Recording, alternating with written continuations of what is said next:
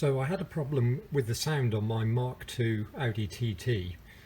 The problem was there was a lack of bass coming from the driver's side, and adjusting the fader and the balance to the right hand side, I could hear there was some sound coming from the drive unit, but it was very high pitched and tinny. There was no bass at all. So I thought I would investigate. So the first thing that I did was to remove the cover from the speaker. So this is the cover that you have to remove. You start by undoing this end first. There's a small clip in here. So you remove that and then remove the top edge, and then it lifts out of the bottom. If you look at the clips, you can see there are hooks on the bottom, and there's a clip there and a clip there and a couple of clips along the top. Okay, so if you're careful with that, you should be able to get it out. Now the next thing you can do, because I think there might be a common problem with the drive units in these where the magnet becomes dislodged and it actually wedges the voice coil. So what I did is, if you take a slotted screwdriver with a wide blade and very, very carefully just push on the cone, it should move in and out. You can see this one's moving in and out because I've fixed it now, and I'll show you what I did to fix it. But if it's not moving in and out easily, then you have a problem with the cone that's stuck. So what I had to do next was to remove the door trim panel. To do that, you have to remove the mid-range speaker cover. Now that's a little bit more tricky. You start on the top edge here, but mine got caught and it's actually cracked the bottom slightly. I'm going to glue it behind and hopefully that will fix it. But if you look at the style of the spring clips on the back, you can see what you have to do.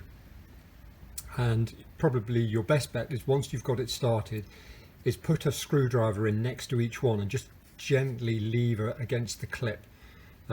You don't want to be pulling it in between the clips because it's very thin and the plastic will break, and that's what happened to mine at the bottom. So once you've done that, that gives you access to a screw up in this hole here, and there's another screw hole up underneath here, and I think it's a TX20 Torx or a 25. Just remove those two screws, and then there's 3 clips along the bottom, 1, 2 and 3. There's 3 up the side, 1, 2 and 3, and then there's 3 on the right, 1, 2 and 3. And all I did was just get in behind, pull this as far as I could, put a large flat bladed screwdriver in, and just very gently, whilst protecting the paint, just lever the clips, and once you get them started you can pull it away. Once the clips are out, you need to lift the whole piece of trim off, and it just unhooks.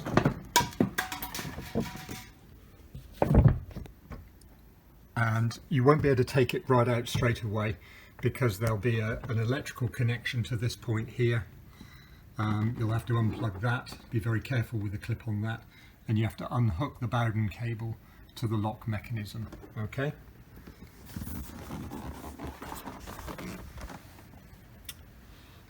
And now to remove the speaker, there's a panel which fits in here, and that needs to be removed.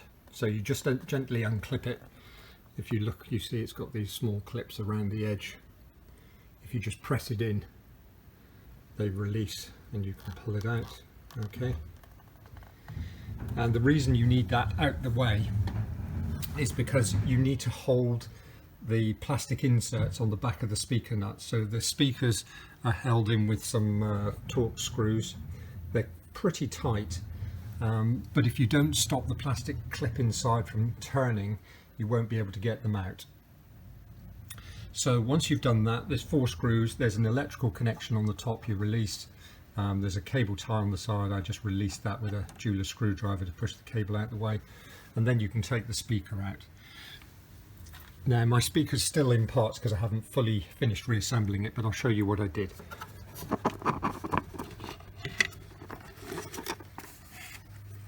Right, let's move up to the bench.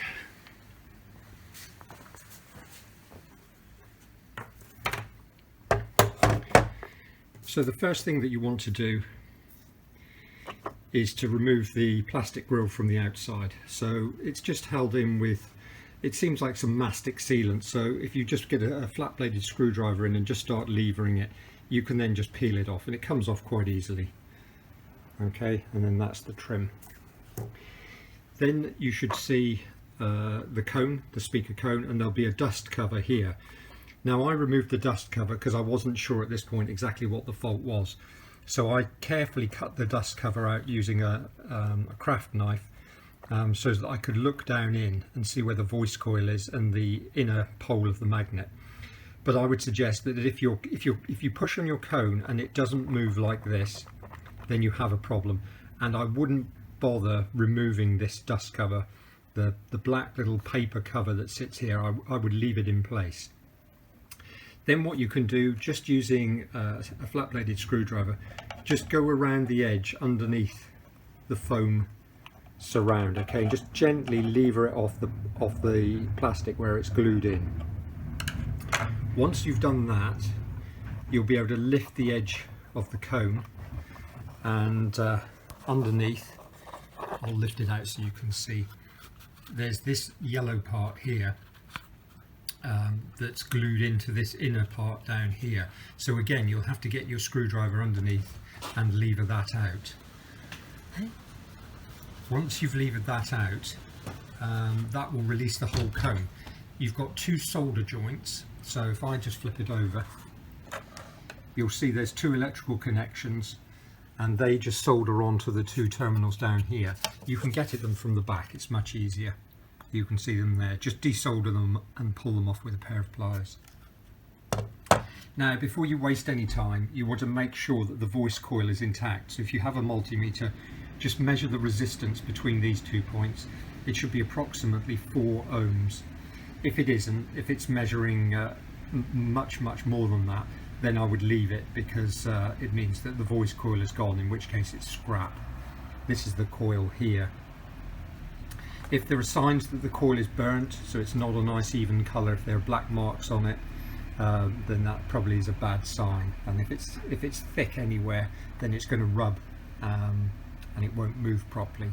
So assuming all the components are good, what I found was at the back of the speaker you've got a magnet, and then there's an inner pole to the magnet, and what had happened is the glue that holds this inner pole in place obviously was insufficient, and the inner pole had moved to the side, and so the gap was closed around one edge and it was trapping the voice coil, which is why the speaker wasn't moving. So what I did is I cut myself 3 bits of plastic, and I used these to pad it out.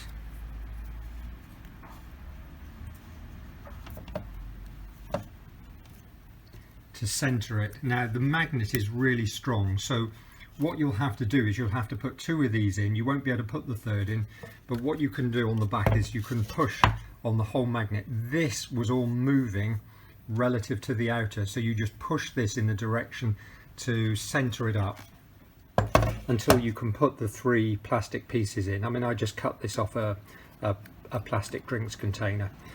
Now the gap on mine measures about 1.7 millimeters if it's evenly spaced. So I just used a 1.7 millimeter drill bit as a gauge just to put in to make sure I'd centered it. Once it was centered and I was happy with it, what I then did is I poured some super glue around the interface between the magnet and the plastic chassis, and sprayed it with some hardening agent. Now that's going to hold it in place, but I don't know whether that's going to last. So my plan is once I've finished gluing the cone back in and I've proved that it all works satisfactorily, I'm going to use some 2-part epoxy resin and just put around here, and then that should hold this permanently in place. So once you've done all of that and your glue is set, then you should be in business. You can pull out your plastic spacers, and you should find now that when you put the voice coil in and drop it into the middle, there should be an even gap all the way around, and it moves smoothly up and down. So pressing it up and down with your fingers like this, there should be no resistance. and then you're in business. So all you need to do is glue it back into place. So I think my plan is I'm going to put some contact adhesive around here, and then I'm just going to put it back in, pressing down on here. In fact, it might be better just to put contact adhesive on the middle bit, glue this middle bit first, and then once that's in place, then put some adhesive around the outside, glue the outer foam in place, and then once that's done, I can glue this back on and solder on the two connectors, connections on the back to the connector, and at that point it's ready to screw back in, and hopefully that will last. I see that to buy a second-hand one of these is about £20, so it's not a great deal of money. To get a new one from eBay is about £50 to £60. But I was just curious as to what had actually gone wrong with it and why the cone didn't move. So if you've got the same symptoms, then maybe this might be of interest to you. Save you a bit of money and save something going to landfill. So there we go. I've now completed the job. As you can see, there's some epoxy resin that's busy curing around the magnet to hold it in place. I roughened up the plastic with a Dremel just to key the surface. That seems to have worked okay. You can see I've soldered the two wires back on, hooked them in the two plastic clips, and then round to the front. The outer foam surround and the inner glued down okay. That was no problem. When gluing the inner piece that needs to be glued in place, what I did is I just used my fingers underneath here to pinch it all the way around so that it was sealed all the way around. That seemed to work okay, and then I just pushed the outer foam surround of the cone down with contact adhesive, and then I just used contact adhesive to stick this last plastic piece on the top in. So I think if I needed to get it apart again, I probably could, but to be honest, if it fails again, I'll probably buy another one. But having done this, I think I'm going to preempt the problem on the passenger side, take it out, and the only job that I need to do is to apply some epoxy around the magnet, because if this doesn't move, then I think you're fine, you won't have a problem. So I'm going to do that on the other one, and then I shouldn't have a problem going forward.